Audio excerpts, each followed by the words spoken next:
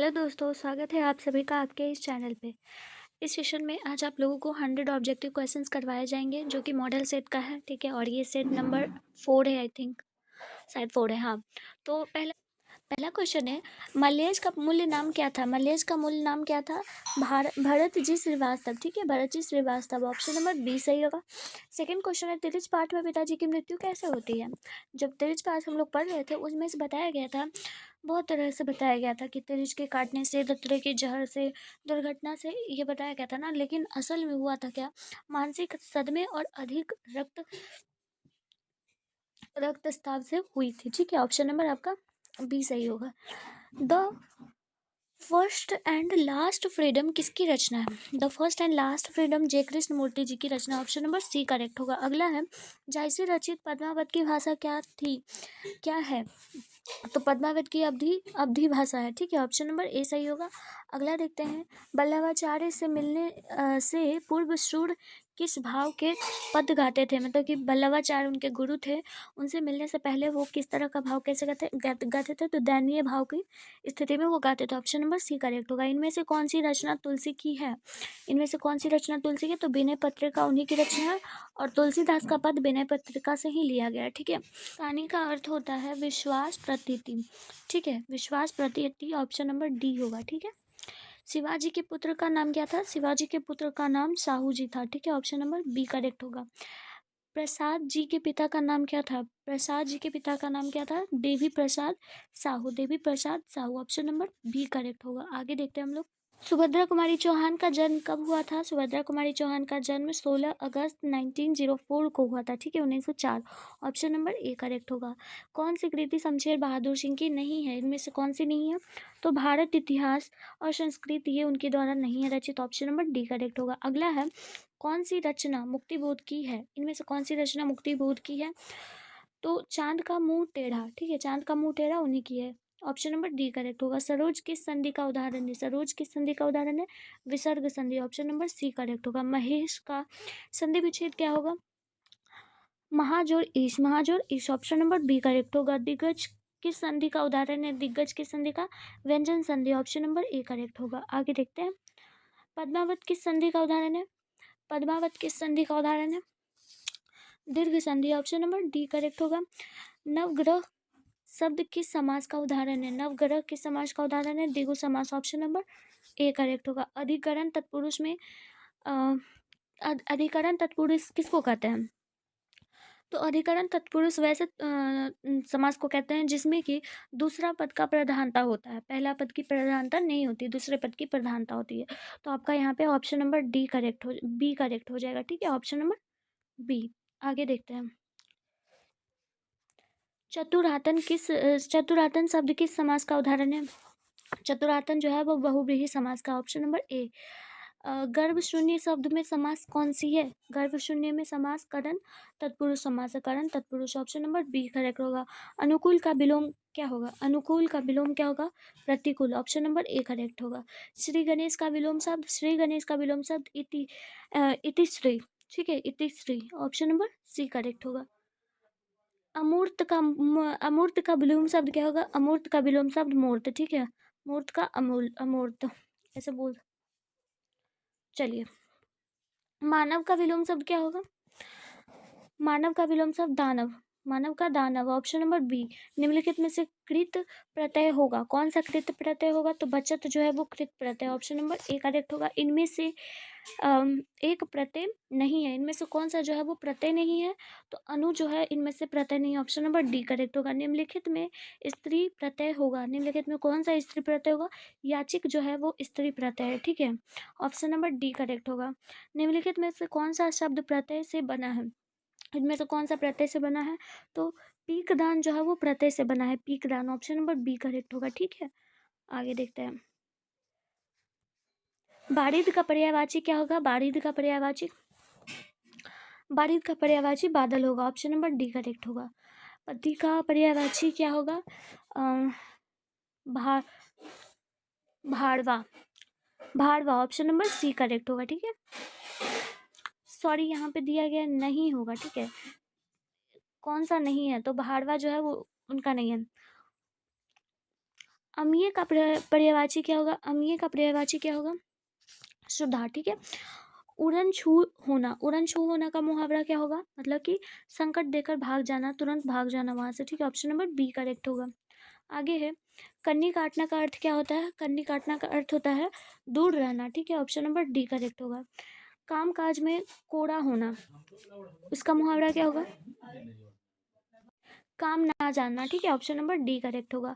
आरोग्य का पर्यायवाची क्या होगा? आरोग्य का पर्यायवाची आरोग्यता होगा, आरोग्यता। ऑप्शन नंबर सी करेक्ट होगा। अतनु का पर्यायवाची क्या होगा?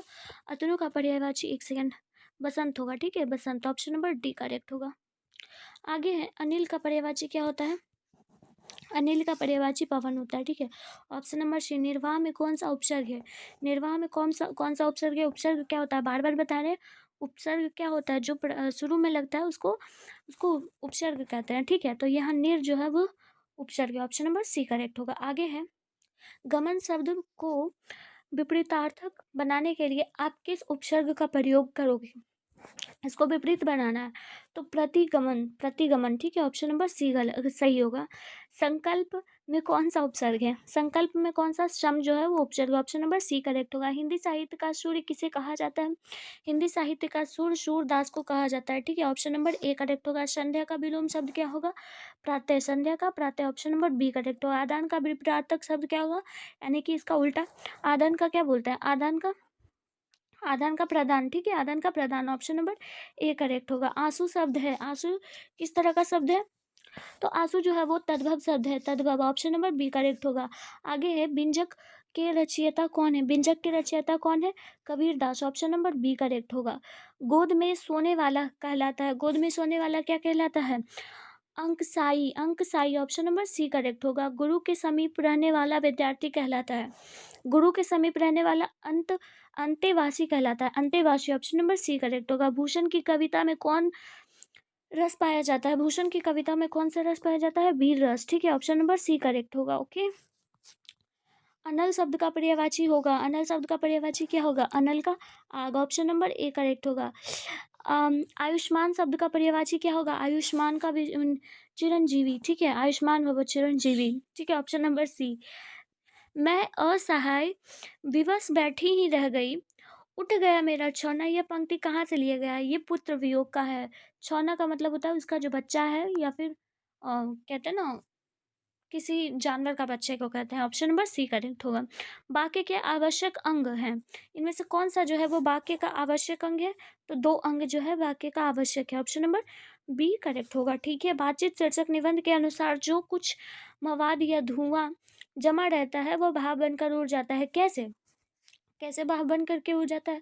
बातचीत के जरिए ना, जब तक बात नहीं करेंगे तो कैसे, जो भी मन में मवाब रहेगा, बातें रहेंगी, वो कैसे उड़ेंगी? ईर्ष्या रहेगा, कैसे हटेगी? बातचीत करने से। शिवालय शब्द कौन सा है? शिवालय शब्द कौन सा है? तत्पुरुष समास है। ऑप्शन नंबर सी करेक्ट होगा। तीर्थ यात्रा शब्द में कौन सा समास है? तत्पुरुष समास। ऑप्शन नंबर सी करेक्ट होगा। आगे है, मालती किस कहानी की पात्र है? बताएं। मालती जो है वो रोज कहानी की पात्र है। Option number B. अंकुरित शब्द में प्रत्यय है, कौन सा अंकुरित शब्द में प्रत्यय है? तो इत जो है वो अंकुरित में प्रत्यय है। हास्य पद जो है वो इसमें प्रत्यय आपको बताना है। हास्य पद में आश्य पद जो है वो प्रत्यय है। ऑप्शन नंबर डी करेक्ट होगा। ओके, ओ सदा नीरा शीर्षक पाठ के विधा के अंतर्गत आता है। किस विधा है? मतलब ओ सदा नीरा है जो है वो कैसा पाठ है? तो ये एक निबंध पाठ है। ठीक है, ऑप्शन नंबर ए करेक्ट होगा। ओके, रोटी मत खाओ क्योंकि वह जली है। ये क्या, इसमें सर्वनाम आपको, ये कौन सा सर्वनाम है वो बताना है। तो रोटी मत खाओ, ये जली, ये निश्चित वाक्य है। ठीक है, कितनी रोटी जली है नहीं है क्या पता, तो निश्चित है, निश्चित है कि वो जला हुआ है। ठीक है, निश्चित है कि वो रोटी जला हुआ है, तो निश्चित वाक्य ना। वह कौन है जो पड़ा रो रहा है? किस सर्वनाम का उदाहरण है? ये जो है आपका संबंधवाचक का है, संबंध। Option number B. वसुंधरा रोगी मानव और धर्माधव मानव एक ही सिक्के के दो पहलू हैं। यह पंक्ति किसके द्वारा लिखी गई है? ये पंक्ति जो है वो जगदीश चंद्र माथुर के द्वारा लिखी गई है। Jagdish Chandra Mathur. Option number D correct होगा। जगदीश चंद्र माथुर ने कौन सा पाठ लिखा है वो बताइए, बताइए। आगे हम लोग देखते हैं, जगदीश चंद्र माथुर जो है वो ओ सदा नीरा पाठ के लेखक है, ठीक है। मोहन राकेश के बचपन का नाम क्या था? मोहन राकेश के बचपन का नाम मदन मोहन मुगलानी था, ठीक है। ऑप्शन नंबर ए करेक्ट होगा। ओ सदा नीरा शीर्षक निबंध में वर्णित मन कैसा ताल है? जो मन है वो किस तरह का ताल है? मन जो है वो गहरे और विशाल ताल है। ऑप्शन नंबर डी करेक्ट होगा। अब तक वह सो गया होगा, ये किस तरह का वाक्य है? अब तक वह सो गया होगा, ये जो है संदेश वाक्य है, ठीक है, संदेशवाचक है। ऑप्शन नंबर सी करेक्ट होगा। अगला है, चित्ररेखा किस कवि की रचना है? चित्ररेखा किस कवि की रचना है?